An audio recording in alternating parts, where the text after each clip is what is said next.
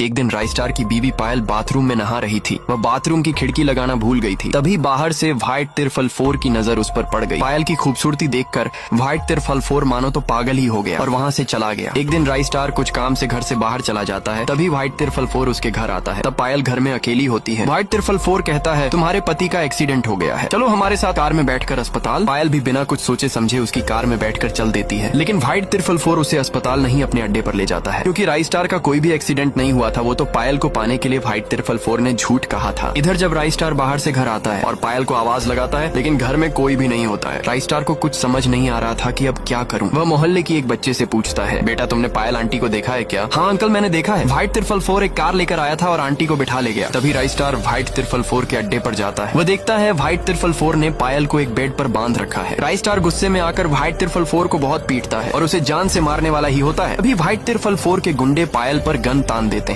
कहते हैं राइस्टार चुपचाप खड़े रहो वरना पायल को गोली मार देंगे। राइस्टार चुपचाप खड़ा हो जाता है। फिर व्हाइट तिरफल 4 राइस्टार को बहुत मारता है। राइस्टार की आंखें बंद होने लगी। वह जमीन पर गिर गया। भी उसे कुछ याद आने लगा। कुछ दिन पहले जब राइस्टार नदी के किनारे से गुजर रहा था, सहूर का बेटा टुंग टुंग नदी में नहा रहा था। उसे तैरना नहीं आता था। वह नदी में नहाते नहाते गहराई में पहुंच गया और वह डूबने लगा। अभी राइस्टार ने नदी में कूदकर उसकी जान बचाई थी। अब टुंग टुंग ने कहा था, तुम्हें जब भी कभी मदद की जरूरत हो तो मुझे याद कर लेना। तभी राइस्टार को थोड़ा होश आता है और राइस्टार कहता है, टुंग टुंग मेरी मदद करो। अभी सामने से एक आवाज आती है, Tung tung tung tung tung tung tung tung tung sahur. Part 2 देखने के लिए 5000 लाइक कर दो।